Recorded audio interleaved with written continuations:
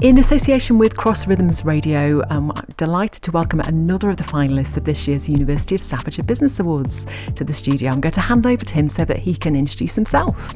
Lovely stuff. Thank you very much for having me. I'm Alistair. I am the owner and managing director of Heywoods Estate Agents.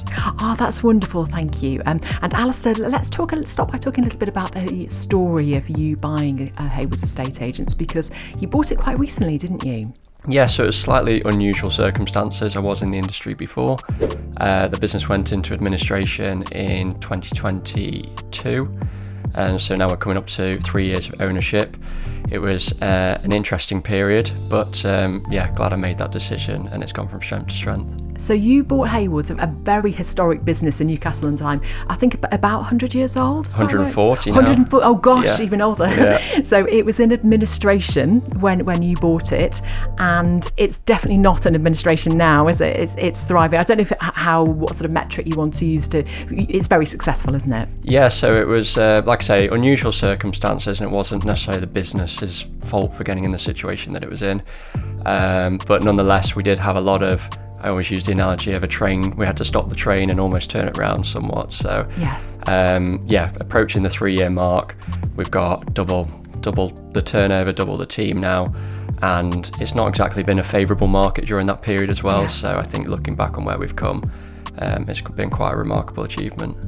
And you've done that by being really innovative, actually, haven't you? You, for example, really boosted the rental side of the business, haven't you? You've really increased the market share that Heywoods has locally for that. Yeah, so lettings is my background, so to speak. That's the startup business I had before, so lettings came naturally. Yes. It was a real focus for me as well, whereas in a lot of estate agents, the lettings side of the business does get neglected. Yes. So the letting side was really important, but I think ultimately just building the team, making sure the vision was clear and empowering them, ultimately they're the ones that have got the results at the end of the day. And also you've introduced a new side of the business, haven't you? Repairs. So for example, if I had a rental property and you were letting that out for me, I could use your business, your experts to fix that, couldn't I? Yeah, absolutely. We've diversified to a few different service offerings. As you say, one of them was the maintenance arm. So we've just taken on our second maintenance operative now, and that's just so we can be more reactive to maintenance issues and just have more control over the situation. We've also expanded into land and new homes. That's been quite exciting, working with bigger regional and national developers as well. And then finally, the marketing side's been a real focus for us as well. Yes. So in a climate when some estate agents or traditional estate agents have found it hard to continue to exist, you found a way to diversify, to tweak what you do, to not only just exist, but to become more profitable. Yeah, I think that's it. It's just you've got to incrementally change the different areas of the business, and overall it makes a big difference. And also, I think if you can share your story and what your vision is, that goes a long way as well. We're not just about building a thriving business, but as a result of building a thriving business, we can do more in the community, yes, do more projects. It gives everyone more ownership as to what we do every day. Yes, and I hope you don't mind me mentioning, you're really young, aren't you? What age were you when you bought the business? So I was 26. We still joke about it today, how I probably walked in shaking Yes. with donuts in one hand to try and win a bribe over. I was also late. No one else lets me that go from me. But 26, you've got people in the business that have got more than 26 years worth of experience. Yes, so yes. A very daunting period, but we've seemed to make it work one way or another. And how long had you had your own business before that? You said you had a startup business before you bought Heywoods. So I've been in property for 10 years since I left school, pretty much, doing renovation. So I had a good understanding of property. I set up my startup letting agency at the beginning of COVID, literally the week lockdown started, so yes. Awful timing.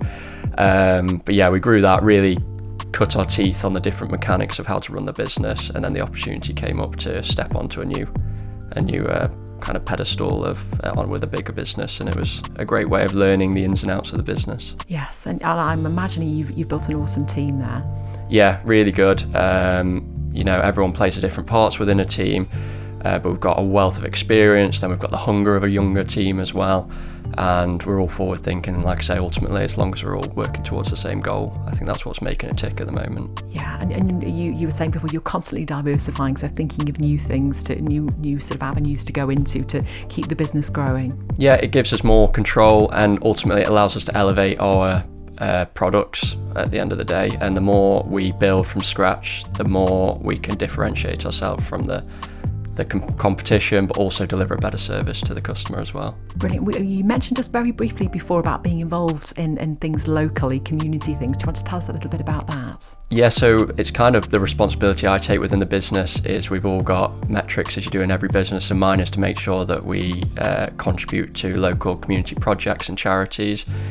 We do it genuinely because I enjoy it. I enjoy events, and for me, you know, once a business is profitable, the fun really is making an impact locally. So we've done things from Movember hikes. So we're on our 3rd year running now with our Movember hike.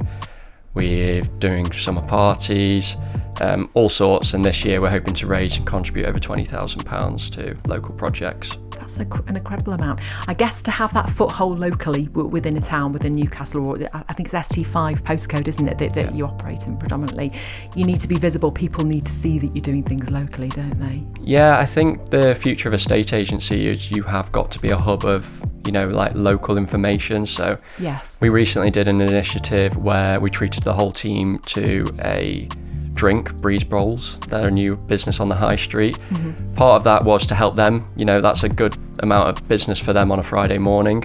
It rewards our team, and we got some social content off the back of it. So for me, that is a win-win on supporting local businesses, but also rewarding the team. Excellent. And of course, you're a finalist in 2 categories of the Business Awards. I believe so, yeah, yes, which is exciting. So, that's Entrepreneur of the Year and also Young Business Person of the Year. Yep, I'm obviously getting older with every year, but hopefully I still meet the category for young business person. You absolutely do. You absolutely do. It was wonderful to have you as part of the Business Awards, and wonderful to chat to you today. Thank you so much for your time. Thank you very much for having me. Thank you.